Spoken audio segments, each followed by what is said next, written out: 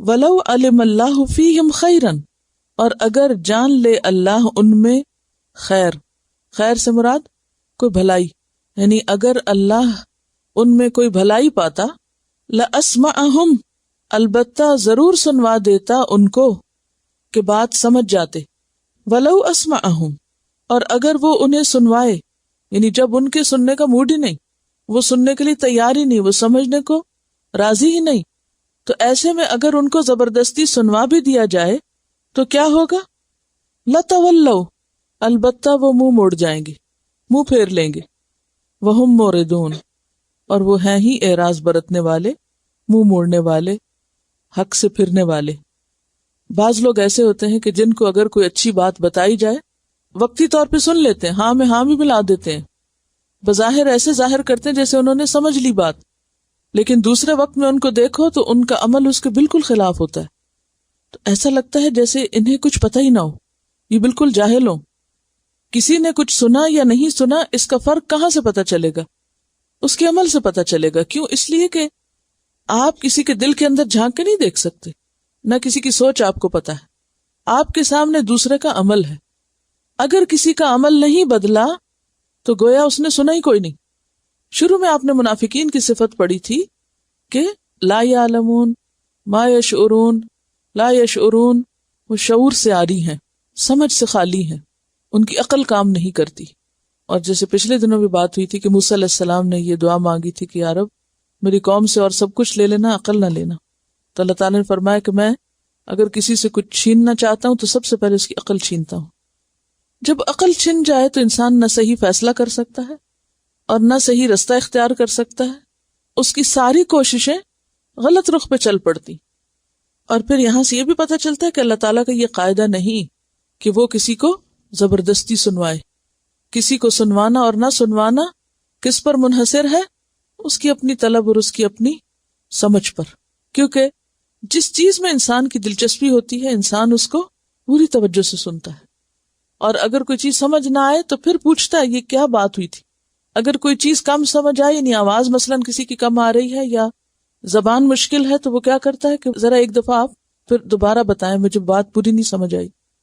خاص طور پر وہ بات جس میں آپ کو کوئی فائدہ ہو، اس میں تو آپ ادنا سا حصہ، چھوٹا سا حصہ بھی مس نہیں کرنا چاہتے۔ اگر مس ہو جائے تو آپ اس کو دوبارہ طلب کرتے، ریوائنڈ کرتے، پھر پوچھتے ہیں کہ اچھا حقیقت کیا ہے۔ چونکہ آخرت سے دلچسپی نہیں، اللہ رسول سے کوئی محبت نہیں، اپنے انجام کی کوئی فکر نہیں، اس لیے وہ سنی انسنی کر دیتے ہیں، توجہ سے سنتے ہی نہیں۔ یہ سننے کے موضوع پر ایک لیکچر ہے، سنو تو صحیح، اس میں بہت تفصیل کے ساتھ سننے کے بارے میں بات کی گئی ہے۔ مزید اس کو آپ سہولت سے سن سکتے ہیں، انٹرنیٹ پر بھی اویلیبل ہوگا، کیونکہ یہ اتنی سخت آیات میں سے ہے کہ اللہ کے نزدیک بدترین جانور ہیں ایسے لوگ، یعنی اللہ تعالیٰ ایسے لوگوں کو انسان بھی نہیں سمجھتے، انہیں جانور کے درجے پہ لاتے ہیں، اور پھر جانوروں میں بھی بدترین جانور، یعنی سارے جانور جو زمین پہ رینگ رہے ہیں ان سب میں بدترین۔ سننا اور پھر صحیح سننا اور سن کے صحیح رستہ اختیار کرنا اور اس کے مطابق اپنا عمل بدلنا، یہ مطلوب ہے انسان سے، اور اگر انسان یہ نہ کر سکا تو وہ ٹوٹل فیلئر ہے، کامیابی اس کے دور پار بھی نہیں پھٹکی۔ اچھا، پیچھے بھی آپ ایک آیت اس سے ملتی جلتی پڑھ چکے ہیں، سورۃ الانعام میں پڑھی نا آپ نے، لَهُمْ قُلُوبٌ لَا يَفْقَهُونَ بِهَا وَلَهُمْ أَعْيُنٌ لَا يُبْصِرُونَ بِهَا وَلَهُمْ آذَانٌ لَا يَسْمَعُونَ بِهَا أُولَئِكَ كَالْأَنْعَامِ بَلْ هُمْ أَضَلُّ۔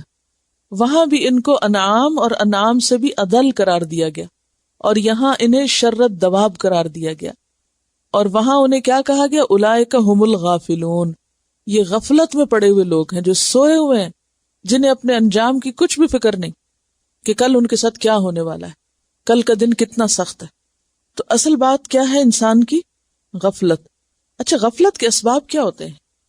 لا علمی کے علاوہ سستی اور یقین کی کمی، دنیا کی محبت، خواہشات کی محبت، من مانی، نفس پرستی، خود پرستی، اپنی مرضی کرنا۔ جو اپنی مرضی کرتا ہے وہ کسی کی نہیں سنتا، اس کے سامنے کسی کی ویلیو ہی نہیں، وہ ہر ایک کو بے وقوف سمجھتا ہے، سنی انسنی کرتا ہے، کیونکہ اس کے نزدیک اگر کوئی عقل کل ہے تو وہ خود ہے، وہ صرف اپنے آپ کو ہی سمجھدار سمجھتا ہے۔ پھر اور کون نہیں سنتا؟ مثلاً ایسا شخص جو کسی خاص چیز کی محبت میں گرفتار ہو.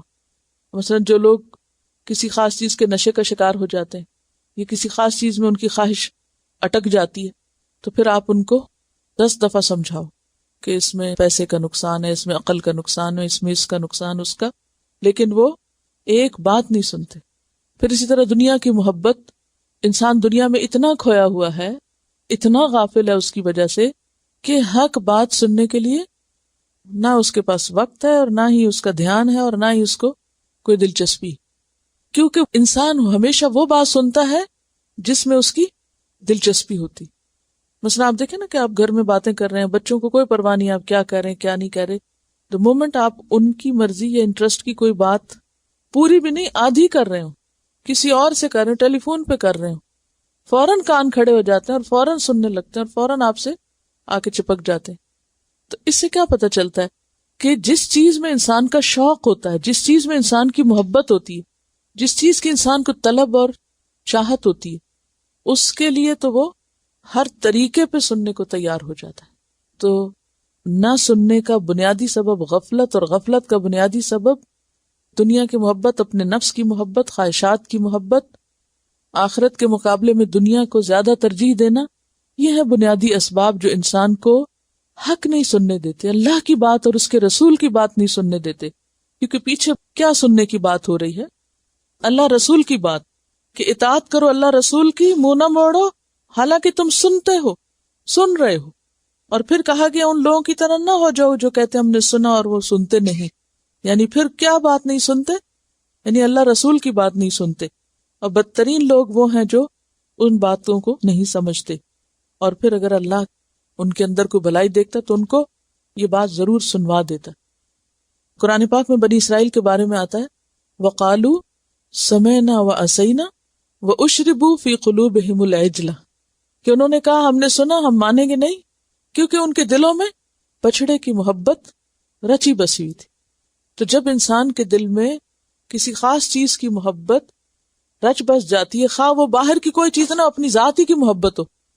کچھ لوگوں کو اپنے سوا کسی دوسری چیز سے دلچسپی نہیں ہوتی. جب ان کے اپنے مفاد کی کوئی بات ہوتی ہے تو وہ بہت الرٹ ہو جاتے ہیں، بہت حساس بن جاتے ہیں. لیکن اگر کسی اور سے متعلق کوئی بات ہو تو ان کو سنائی نہیں دیتی. تو سبب کوئی بھی ہو، لیکن یہ سب انسان کی بدقسمتی کی علامت ہے کہ وہ اللہ رسول کی بات سننے کے لیے تیار نہیں. اچھا، کسی اور کی بات نہ کریں، ہم میں سے ہر ایک اپنے آپ کو ذرا پرکھے. آپ نے اکثر دیکھا ہوگا کہ جب آپ قرآن کے ساتھ تعلق رکھتے ہیں تو آپ کا انٹرسٹ ڈیولپ ہوتا جاتا ہے، آگے سے آگے آگے آگے چلتا جاتا ہے. جب آپ پڑھنا یا سننا چھوڑ دیتے ہیں، اوور دا ویکنڈ بھی آپ نے دیکھا ہوگا کہ جب آپ ویکنڈ کے بعد آتے ہیں تو کیا ہوتا ہے، وہ کیفیت نہیں ہوتی جو 4 دن سننے کے بعد ہوتی ہے نا. یعنی جو تھرسڈے کو ہوتی ہے وہ منڈے کو اس طرح شروع میں نہیں ہوتی، پھر ڈیولپ ہوتی ہے آہستہ آہستہ. کیا وجہ ہوتی ہے؟ وہ گیپ، وہ بریک، کہ جس میں ہم دور ہوتے ہیں اس سے. ہماری پرائرٹیز، ترجیحات، دلچسپیاں، شوق، مجبوریاں، ضروریات، مسائل، مشکلات، مصروفیات کچھ اور ہوتی ہیں. ہم ان میں اتنا کھو جاتے ہیں کہ پھر دوبارہ ادھر پلٹنا بہت مشکل لگتا ہے. پھر جب سننے لگتے ہیں، پھر کوئی تھوڑی سمجھ آتی، پھر تھوڑا سا اس کو مانتے، پھر آگے آگے آگے، پھر کیونکہ دلوں پر فوراً میل چڑھنے لگتی، فوراً زنگ لگنے لگتا ہے. اگر ان کو چمکائے نہ، صاف نہ کرے تو پھر کیا ہوتا ہے، پھر دوبارہ ویسے ہونے لگتا ہے. ان القلوب تصدع، زنگ آلود ہو جاتے ہیں دل، جیسے لوہا زنگ آلود ہو جاتا ہے. تو صحابہ کرام نے پوچھا تھا کہ پھر اس کا علاج کیا ہے؟ تو اس کا علاج موت کی یاد کے علاوہ قرآن کا پڑھنا تھا. یہ جو بات ہے نا کہ اللہ ان کو نہیں سنواتا، اس سے بعض لوگ کیا مطلب لیتے ہیں کہ ان کا تو قصور نہیں، شاید اللہ کا قصور ہے، نعوذ باللہ. حالانکہ اللہ تعالیٰ کیا فرماتے ہیں، اگر ان میں خیر ہوتی تو میں انہیں سنوا دیتا. تو اس میں بندے کا اپنا قصور ہے، ان کے اندر خیر نہیں. اس کے بارے میں حضرت مسیح علیہ السلام نے ایک بہت خوبصورت بات کہی ہے. دیکھیے، یہ جو میں موسیٰ علیہ السلام یا مسیح علیہ السلام کے کچھ اقوال کوٹ کر دیتی ہوں نا بعض اوقات، تو اس میں ظاہر ہے کہ ان کے سورسز جو ہیں اکثر پچھلی کتب ہیں. تو اس کے بارے میں ایک عمومی روایت آتی ہے کہ حدثوا عن بنی اسرائیل ولا حرج، ان کتابوں سے ایسی باتیں لے سکتے ہیں جو ہماری شریعت سے ٹکراتی نہ ہو، اور جو آج کے دور میں موجود ہیں ان کی نہ ہمیں تصدیق کرنی نہ تکذیب. تکذیب صرف اس کی کر سکتے ہیں کہ جو ٹکرا رہی ہو، ورنہ بیان کرنے میں حرج نہیں ہوتا۔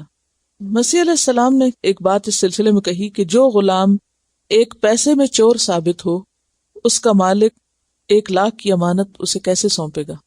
یعنی آپ اگر کسی کو ایک پیسہ دیتے ہیں اور وہ اس کو نہیں سنبھالتا تو آپ اس کو 1,00,000 دے دیں گے؟ اللہ تعالیٰ بندے کو آزماتا ہے، اس کو نعمت دیتا ہے اور پھر دیکھتا ہے کہ وہ اس کی قدر کتنی کرتا ہے۔